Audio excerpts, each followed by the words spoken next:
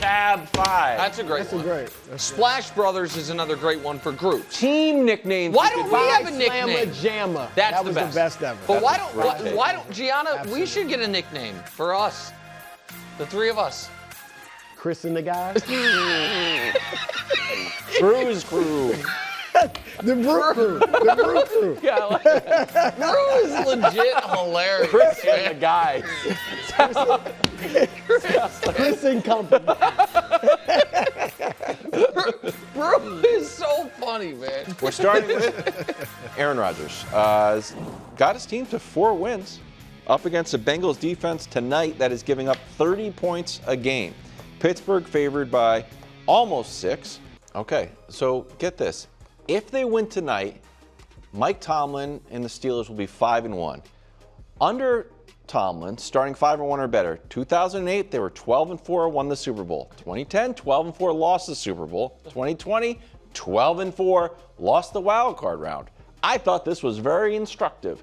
Basically, tonight, if they win, they've got a 66% chance of going to the Super Bowl. There's no other way to read it. There's no other way to read it. They're going to the Super Bowl. Tonight's like the AFC Championship game.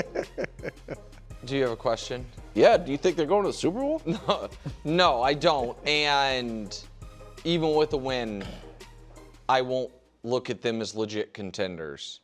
And the more I dug into the Steelers for this topic, and I hate this, the better I felt about Bruce Ravens still being alive. I'm just telling you the truth. Bro, why are you so, right. See, this is why they are very much alive, because I felt I always felt they were alive, but you're right. When you look deep, they are very much alive. Because here's the thing. It's multifaceted. First of all, I do not care about that graphic at all. I apologize. Okay, well, here's the Super Bowl. Because what that shows me is, when they had prime Big Ben and they started out well, they were awesome. And then in 2020, when they started out, I think 10-0, maybe 11-0 with washed Big Ben. We all knew they were still not that great. We didn't believe in them for sure. They end up getting annihilate. That was the year. That was Baker's playoff win, if I remember correctly. That was the year the Browns went to Pittsburgh and won the game. Was that without Stefanski, too? It had to be because COVID, because that was COVID year.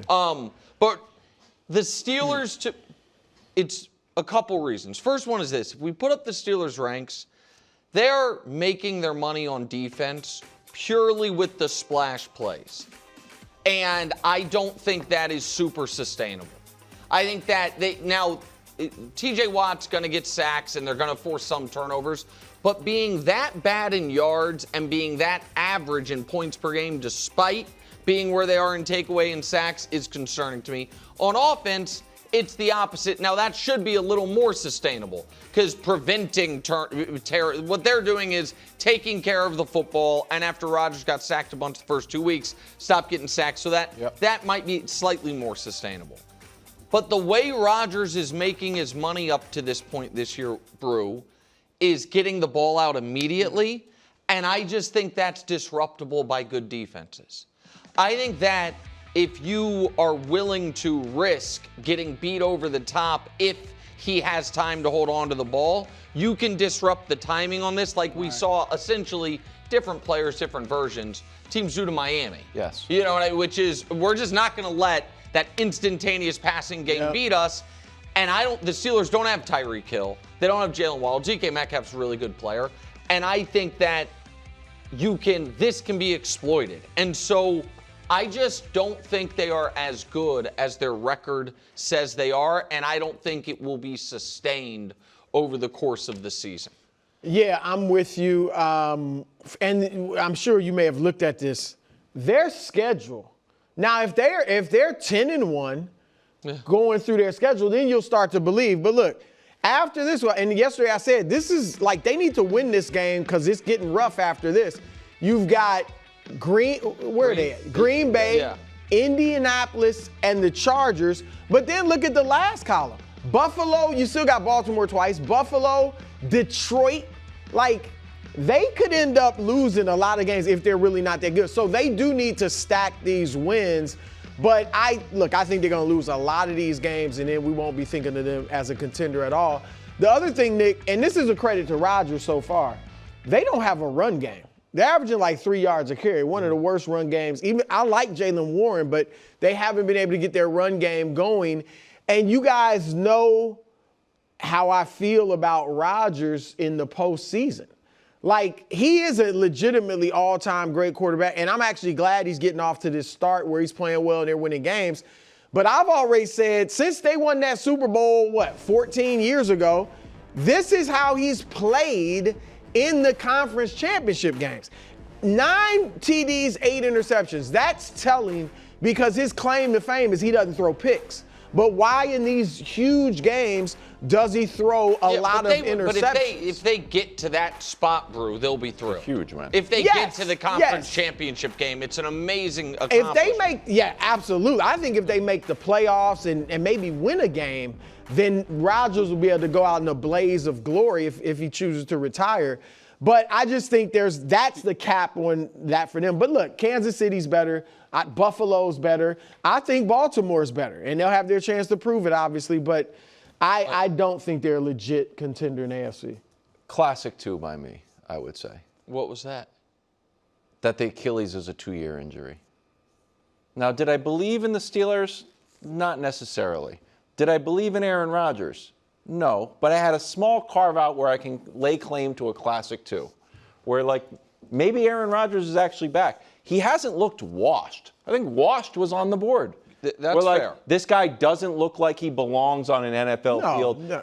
Physically or mentally, he's just kind of out of it. We thought there was going to be real tumult with the offense, that if it goes one way and Rodgers wants it this way, they want it that way. After he got sacked, let's just get rid of the ball.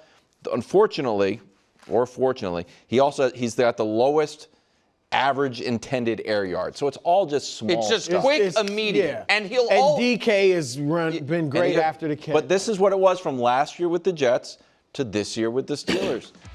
I got to give him credit. Completion percentage is up. The yards are down, but the wins are up, so that's good. 10 touchdowns, 3 interceptions, and the passer rating is up.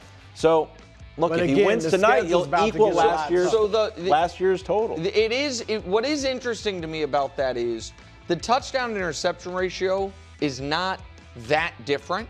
Because you multiply it by 3, it'd be 30 to 9, and it was 28 to 11. It's a little bit better, and the yards per game are down. So I'm not certain that I agree with you wholeheartedly that he is playing much better than last year. I do think this is another year where his numbers are maybe a little better than his play actually has been. But I think to go circle back to something what you were saying, Brew, what is now true, I feel, now missing the playoffs would be a disaster. Going into the year, they were like 50-50. But now, because of what's happened with Baltimore, because Joe Burrow is out for the season, and because they're off to this huge start, if they were to finish 9-8 and miss the playoffs, that is a disaster in a way it would not have been at the beginning of the year if you knew that was coming. And maybe this is my own, I have to just be honest with the audience, maybe I'm trying to hold on to my priors about this team going into the year, but I just feel like you can, if you want to, it's pretty easy to poke holes at their victories. Yes. And beating the Jets 34-32 is really bad as far as allowing the Jets to score 32. The Patriot game, you talked about it. They could have won that game. The Patriots turned the ball over five times. Some of those forced by Pittsburgh, and some the Patriots But we could have won the game in the final drive. Correct. With a 5 turnover differential. Right. And then their other 2 wins, one's in Ireland against a backup quarterback, and the other's against the Browns, and who right now is currently the worst starting quarterback in the league, Dylan Gabriel. I don't know that he will be, but the rookie, 3rd-round pick, really out of his depth. But if they win tonight, it's like, Flacco? No, but it absolutely is that. And then we'll find out what they really are. Because Green Bay, Indy, the Chargers, and then they still got some Buffalo, Detroit. They got some tough games. And I'm not sure they're winning tonight. The Bengals have been awful since Burrow got hurt. I understand that. But it was something to me that Tomlin was annoyed that they were going to have to go against Flacco. That, to me, was a rare, honest press conference moment where it actually taught us something. And I do think that Flacco gives them the veritable live arm that with those weapons could cause problems. Interesting. And so I'm not certain Pittsburgh is winning tonight. Can't make it a part of next Flacco picks. may have a run in him. 4 or 5 games. That's what he did with Cleveland. Yep. Nice little run, and so he might have that left with Combined those receivers. experience tonight, 39 seasons, 774 touchdowns. That's pretty And good. 2 Super Bowls. Yeah. Yeah, and 2 Super Bowl MVPs. That's the weird part. Yeah. It's like one legend and Joe Flacco. Actually, Joe. Check in on the champs. Eagles favored in Minnesota. They try to stop the bleeding after 2 losses. Now, there's been some talk about the return of the funk, of course, Brew. There you go, Brew. You heard that. It was just normal chatter in the background, and that means the Eagles are back on track. Do you expect the Eagles to show this against the Vikings? Look, I'm not a body language expert, but I like his body language there. I like his demeanor. It didn't seem – we've seen him before where it's tense. He's being critical of the offense, quarterback, whatever it is. So that was good. And if that's the case – then great. I mean, we are reacting to this report from Jeremy Fowler that they feel like they're on the verge of going into the supernatural funk again. So if they're not, then fine. My thing with them is just, and he said later, I watched the whole interview. He said later that we're not going to let this get us down. We're going to so as long as they stay in a good place mentally, which has been a challenge for them. But if they do, their talent and ability will have them in the playoffs, should win the division. They'll be there in the end with a shot to do something in the NFC. That's my biggest concern with them. So I do think they will bounce back against Minnesota. Minnesota, look, they're not as good as, Flores has some quarterbacks have had their way with him a little bit. I don't think the Minnesota D-line's playing as well as they thought it would, as well as we saw early in the year. Right, and obviously you've got it's going to be Carson Wentz again. Yep. Philadelphia cannot get Sirianni, never coached him, but he was there the year before Sirianni got there, and you cannot let Wentz cook you. You're coming off 2 straight losses. If indeed there is turmoil in the locker room, and this is the type of loss, 3rd straight, backup quarterback, former teammate, player on your team, that could lead them into a malaise, if you will. So, but I think they'll get it right. I think they'll win this game against Minnesota. They are still S-Bob, correct? Yeah, because they're coming. Right, absolutely, they got the talent. Definitionally, they're coming. Absolutely, super talented. The defending Super Bowl champs. If they are S-Bob, this is not a fun Tuesday segment must-win. This is a literal must-win. If the Minnesota Vikings beat the Philadelphia Eagles with their backup quarterback, with Philly having extra rest coming off a Thursday, uber motivated with 2 straight losses, then the Eagles are not a Super Bowl team. And the last 15 years, there have been teams that have lost 3 straight and made the Super Bowl. We can show you who those teams are. They all kind of have their own story. For the Niners, that was Brock Purdy, the bad stretch he had. Yes, Remember? Baltimore, I think Cleveland was one of the games. The 21 Rams first year with Stafford. And then 2 surprising, I think it's fair to call them, Super Bowl teams. The 2012 Ravens with Flacco and the 2011 Giants and with Eli the second time around. So it's not that it's not possible to lose 3 straight and make the Super Bowl, but I feel like this team is already such an emotionally teetering team that losing to a team that you're better than, that is not even their best version of themselves, would put them down a path that is not going to end up with them back in the Super Bowl. I also believe, KW, their way to win this game is through the right arm of Jalen Hurts.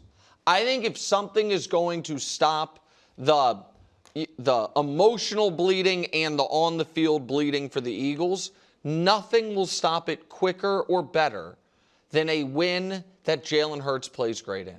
Because I don't think you are getting 2024 Saquon this year. I think that is just off the board. Like, yes, I'm not saying he won't have. That is off the board. Well, even, of course, 2,000 yards, but I'm saying him being the player he was last year for the remainder of this season, just the rest of the year. Like, he doesn't crack 60 yards now. Right. I mean, he's cracked it once all year. And so I think it's going to, because not only would that give them a vibes lift, I also think that being Jalen having a great game would give us a better chance of getting a better version of Saquon than that. Because even though Saquon hasn't been great, teams are still defending the Eagles like he is the thing we have to take away. And if Jalen can beat them, and they have the weapons, and they have the offensive line,